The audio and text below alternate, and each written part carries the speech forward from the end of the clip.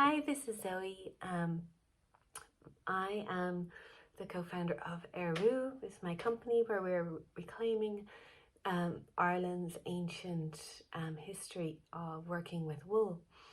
So we're reclaiming ancient wisdom. My guides in my life and for my business, for my mission, are the Celtic Sovereignty Goddesses. So I'm just sharing more information about them that they're guiding me to share, and a book that I'm writing about them. So they just want me to share little pieces of information as I go. So this video is called The Way of the Celtic Sovereignty Goddess. So it's really, understanding, describing what does that mean? What is the way of the Celtic Sovereignty Goddess? I've spoken a bit about who they are, what happened to them, but what I'm receiving, what they want us to bring back is how they lived, the way that they lived, the way that they walked upon the earth, which was a way of reverence, of devotion to the planet, to the earth, to God, to their community, to all of the kingdoms that they lived with and shared, all the animals, the plants, the trees that they were communing with. So the way of the Sovereignty Goddess is really a commitment to, it's a way of remembrance, and it's a commitment. This is how I live. This is how I've been guided by them to live, and it's my commitment and intent to live in remembrance of this ancient wisdom that prevailed on the earth in other places of Christ consciousness. In a way, especially in Ireland, the way these goddesses walked upon the earth here, remembering and committing to live in that way. So, as just making the commitment to this, making the intent to do that, then we are gifted the wisdom. We remember the wisdom, because the whole point is that this wisdom lies within us. Yes, it's been distorted and forgotten and abused, repressed, suppressed, but ultimately this wisdom of living in harmony with the divine feminine, living in harmony with the divine masculine within, really for me in my life, as I've been guided, has been led by an activation of the divine feminine qualities within me, which have then given birth to anointed the divine masculine qualities within me. And then that is an ever evolving dance, which leads to increased continued communion with God, communion with the land, communion with yourself, getting to know yourself. So it's that beautiful journey of weaving this way. And that marriage of the divine feminine, divine masculine is a way of the Celtic Sovereignty Goddess.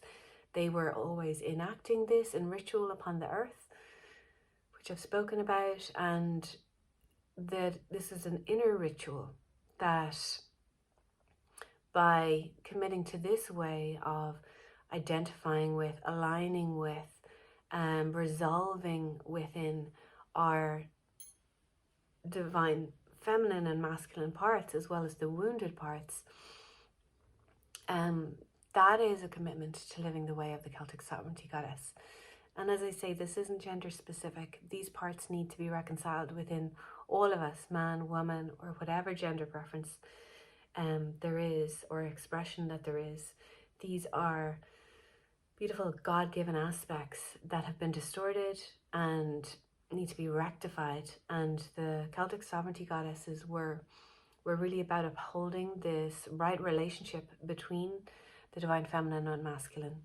So a commitment to this is the way of the Celtic Sovereignty Goddess. It's really a willingness to, explore and unearth the ancient wisdom that is woven into us, is woven into our bodies, is woven into our land. And by committing to this way, then we can unearth it within and without, we'll be magnetized to the right teachings, the right people, the right groups that are also aligning with this remembrance, and then we can spark off each other, learn from each other, simply through our willingness to live in this way. It's really a reclamation of what we hold within us. Many of us have lived this way before, so we have that memory. That memory is in our cells, it's in our DNA. It's more powerful than the distortion that's been placed upon it. So committing to living in this way, that intent starts to bring forth the opportunities that we can have for reclaiming this. And the Celtic Sovereignty Goddesses and their divine masculine counterparts are incredible guides for helping us with this, allies on this journey of reclamation and purification and empowerment. So claiming in that reclamation, acknowledging and accepting that this wisdom is in our bodies and in the land. And I love how the Celtic Sovereignty Goddesses are described, even in historical academic terms, as a personification of the land. What does that mean? I love that people wrote about that in an academic way, where it's so multidimensional.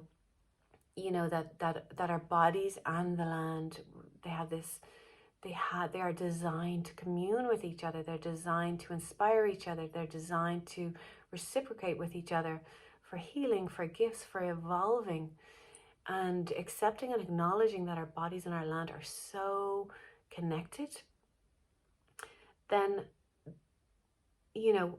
we can understand and we can commit to being more in your body. Because everything in this world seeks to take you out of your body. But being in our bodies, then we are immediately in communion with the land, and then we are immediately up-leveling, we are immediately receiving. When we make that, reclaiming that direct connection to the land, to the earth, then we actually bypass all the distortion in the land, the distortion in our bodies. So acknowledging and accepting that our bodies and the land are inextricably linked. They are designed to work. And it's such a joy, to make that commitment, being in your body, doing whatever daily practice you need to do to get into your body. Starting in the morning, then notice, doing a practice like that brings you into your body, bring it to the land. Even if it's doing yoga in the morning, look out your window, connect with the tree, connect with your plant, connect with your animal, your pets. You'll see that when you're in your body, you're in that communion comes forth. And this is the way of the Celtic Sovereignty Goddesses. Their bodies were so in harmony and so communion with the land and with the animals, with the trees, with the plants, that they were telepathically communing effortlessly. And they were really entrusted by their community, by their masculine, by their kings, to be the guardians that appointed the rightful king. That would be the guardian of the community of the land. They were trusted, the sovereignty goddesses, because of this communion with the land, because it was also so highly respected and so highly understood that the land carried the wisdom that is needed to serve humanity, to serve community. So, and when I say that the sovereignty goddess was the one that was trusted, this part, even within the masculine trusted this part in himself. So therefore he trusted the right sovereignty goddess. He trusted the correct expression of her, and was humble enough in his service, in his awakened inner masculine, because he had awakened his inner feminine, inner queen, his inner king, responded to that, played out in the outer world as well, that he had the respect for the sovereignty goddess that would be bestowing the kingship upon whoever the rightful king was. this ceremony and this ritual that was carried out so frequently was really this remembrance of this inner work, upholding these principles, continuously weaving them into existence, into the fabric of our bodies, into the fabric of the earth, upheld this very high frequency Christ consciousness expression of God, of this hierogamic union in its correct expression. So like regaining that is the work, that is the way, that is the commitment of the way of the Sovereignty Goddess. That as we regain this wisdom, as we commit to remembering this wisdom, that we are activating that inner queen, we are then birthing and bestowing kingship on that inner king, and that we are committed to that ever-evolving dance within us, that weaving within us, that births divinely aligned creation, that births our highest expression, births our divine destiny of what we are here to bring forth, the highest timelines. And it also, committing to this way also is a way of purification. It will bring up everything for purification, for which the goddesses are great allies for also, the Morrigan, Bridget, for whatever needs to be purified from the truth of this way of living. There has been so much placed upon this to confuse us, to create this amnesia where we don't remember this way. And committing to this path will bring up these opportunities for purifying this inner. As we do it on the inner, we're doing it on the outer. We're collectively purifying these toxic beliefs of distortions of the truth, of our memories of this way, so that our memories can be more easily accessed. I really feel the Sovereignty Goddesses are, they want to be known now in their true expression. They lived and worked and upheld the land in their truest expression before. When we were at a higher state of evolution, we're coming back into that now. So they're here again, and as they come forward in their rightful true expression to assist us, all of the distortion around them is being purified. Especially so when we connect with them and work with them in their true form, which are, really beings of Christ consciousness, here to serve the planet's ascension, here to serve humanity, here to help us remember what we came here for. Then the distortion will fall away, and we'll start to remember. I feel like the way of the Sovereignty Goddess is like tuning into this ancient bell that rings in our bodies. That's how I've experienced it. It's like you hear this ancient sound, like a beat or a bell, and it's in your heart, it's in your cells. And it could be like, you hear something about Bridget, or you're connected to the Morrigan, or you're something about Eru, and something triggers this, it's like this ancient sound, it's like, oh yeah, I remember, I know something about this. And that's your remembrance of the truth. However, it can feel so distant because of all the distortion, because we've forgotten that way, because everything in our world would seek to make us forget that way. But the more we tune in, the more we commit to reclaiming that ancient sound, that ancient bell, or that beat, it starts to create a rhythm. And we start to tap into that rhythm in our own lives and bring that rhythm back into our bodies.